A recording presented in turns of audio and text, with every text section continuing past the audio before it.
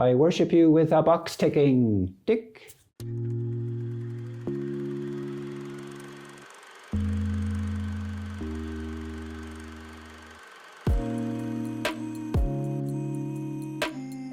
So I know what you're thinking. You're thinking, where's Gerry at?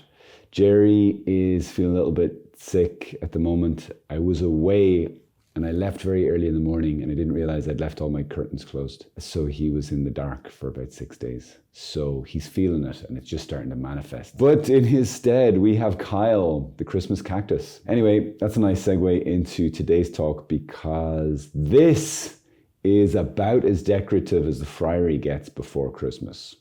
And I wanted to talk a little bit about kind of getting ready for Christmas and especially the season that the church gives us, Advent, to help just prepare our hearts and our houses for Jesus' second coming. Well, I guess so, but his next coming at Christmas. Advent, you can think of it like pulling the bow back. You know, the further you pull it back, the more you give yourself to pulling that bow, entering into that season that of preparation, of a little bit of penance. Then the arrow will go further. Then the feasting will be all the better. So I have 3 basic areas.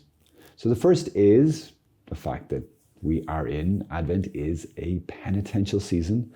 So have a little think. I know the church doesn't say thou must not eat on that day or something, but we should not be shy. We shouldn't be aliens to like, what do you mean? Give up something. What are you talking about? I'm talking about the way Jesus lived. He presumed that we would be fasters.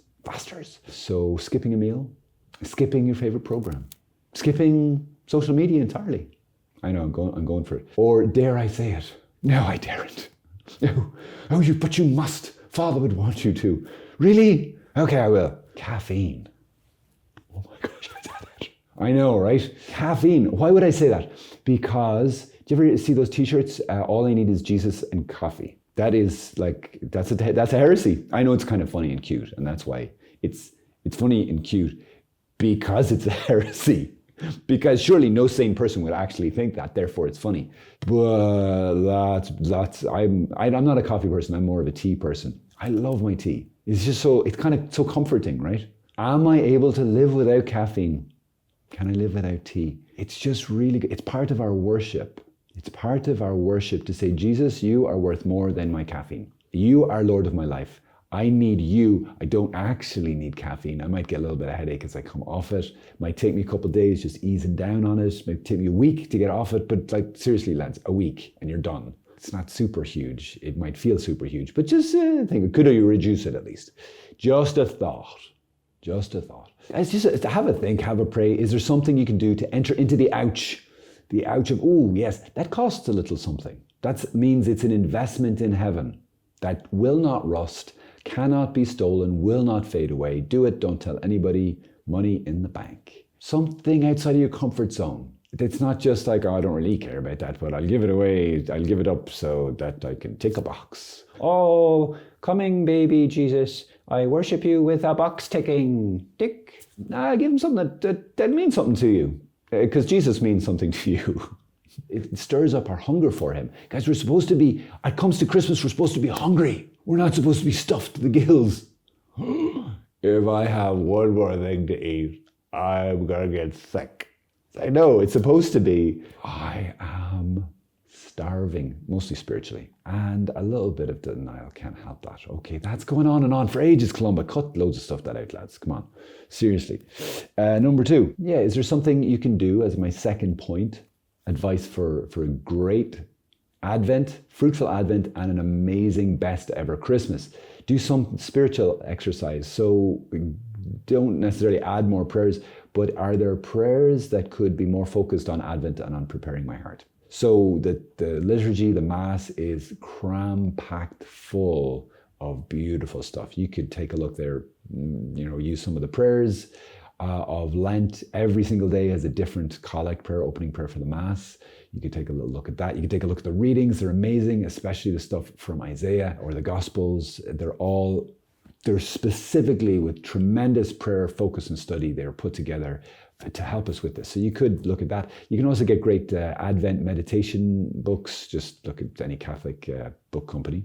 They will sort you out, I'm sure. Lastly, let's talk about the house. And this has to do with decorating and stuff. First, Advent wreath. You have them in church, have one at home. Go get yourself 3 purple candles, 1 pink one, and it's not totally traditional, but it's kind of traditional for the last, 30 or 40 years, is the white candle for Christmas. And light them. It's traditional to light them during your main meal, if you sit with the family or if you're just on your own, just to light them during that time and sing a little O Come Emmanuel or something, just to make it a bit of a focus. You could alternatively or also light them during your prayer time. Again, just to give yourself a focus. We're in a different season. We're aiming at something, and that's what they're there for, is to remind us, to bring us into this, okay, it's purple, it's about exercising his lordship, a little bit of self-denial, ask for that grace, that kind of thing, you know. Pink, of course, is for Gaudete, Rejoicing Sunday, so make sure you know when Gaudete Sunday is third one. Next, crib. If you don't have one, highly recommend it. Get yourself the little scene. It goes up in the house traditionally on the 8th of December, the Feast of the Immaculate Conception. So get it, put a nice prominent place in your house or in your prayer space. And if that's in a prominent space in your house, you get 2 for 1. Or you could get 2 cribs and do both of them. And put it up. You don't put the baby Jesus in because he's not born yet, okay? And if he's glued in there, you want to take out your chisel and hammer, remove baby Jesus, hide him somewhere. Something to look forward to. It's not Christmas yet, so don't put baby Jesus in. Okay, so get that out. And again, it can be part of your focus. Our Lady, this is Our Lady's season. She was longing for this baby to be born. Her whole focus was on there. Journey with St. Joseph as they traveled to Bethlehem. Travel to Bethlehem in your heart with them. It was not easy. It was a penitential season for them. Fine, I know I've said that loads. I'm saying it again. Oh, very important. Crib, do not take down. Do not remove day after Christmas. Do not remove on St. Stephen's Day, sometimes known as Boxing Day. Don't do that. I will know, and I will find you. I feel like, what's his name? Taken? Yeah, don't take a crib down. Leave the crib up. It used to go up to February 2nd, guys. That's a really, really, really long season of feasting. Leave your crib up until the season ends. That would be until the Feast of the Baptism of Jesus, which is after the other one with the 3 kings. Epiphany. After Epiphany, Sunday after that or something like that. So take a look, find out, follow the seasons, guys. Do a bit of research, find out when that is. Leave your crib up. And in fact, leave all your decorations up until then, which is my last point. Decorate sparingly, I would recommend, during Advent. Wait, hold, but do bits, but you come up with your own plan, like, okay, I'm not gonna the start of Advent, spray paint, Christmas, everything, everywhere.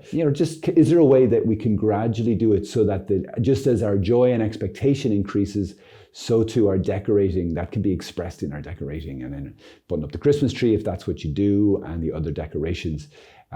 So for example, you could start doing some on the Sundays, after, progressively as you get closer and closer. Just an idea, play around with that, but do leave it up until the baptism or thereabouts, so that you can continue to stay in the season. Do not be conformed to this world, but be transformed by the renewal of your mind. That is Romans 12. Take a wee look at it. The start of Romans 12. Let's not be conformed to the way the world wants us to celebrate Jesus' birth. Why would we do that? Let us celebrate it according to his mind, his heart, because we will get so much more out of it. God bless you guys. I hope that is helpful. Peace. Christmas is coming, the geese are getting fat. Please to put a penny in the old man's hat.